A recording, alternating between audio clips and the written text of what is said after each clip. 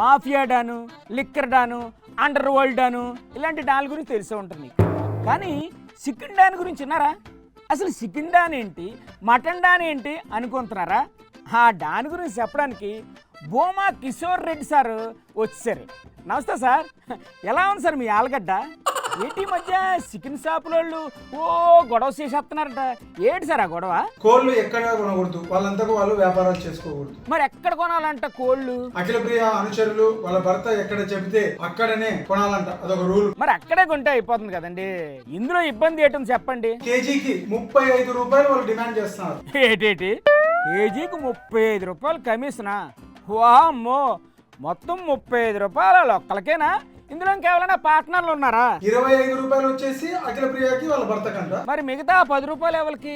బ్రోకర్లు ఎవరైతే వాళ్ళు తిరుగుతారో వాళ్ళకి 10 రూపాయలు అంట. ఇంకా నా ఇవ్వండి బాబు, 35 రూపాయల కమిషన్ మీద జిఎస్టీ వేయలేదు. ఏంది ఇది? ఇప్పుడు కేజీకి 35 రూపాయలు అంటే రఫ్ గా రోజుకి ఎంత కలెక్షన్ ఉంటుంది సార్? రోజుకి దాదాపు 5000 కేజీలు ఆర్లగడ్డలో సేల్ ఉంది. 5000 కేజీలు అంటే ఎమ్మెల్యే గారికి ఎంత గిట్టుబడి అవుతుంది సార్? 35 రూపాయలు ఇంటూ 5000 అంటే ఎంత పడుతుంది? ఎంత? ఒక రోజుకి 1,75,000 రూపాయలు. అయ్యో బాబోయ్, రోజుకి 1,75,000 అంటే నెలకి ఎంత అవుతుంది సార్? నెల తిరిగే లోపల దాదాపు 60 లక్షలు.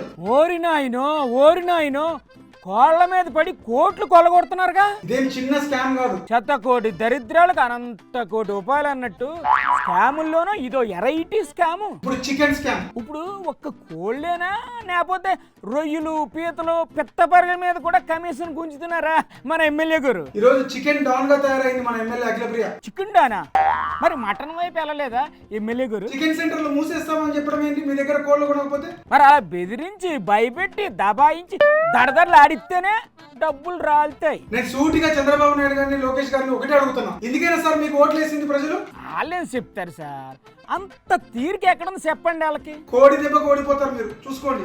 ఏంటో చికెన్ మీద కూడా కమిషన్లు దండుకుంటున్నారంటే కూటమి ప్రభుత్వం పనితీరుకు కోడి పేరు మీద ఓ అవార్డు ఇవ్వాల్సిందే.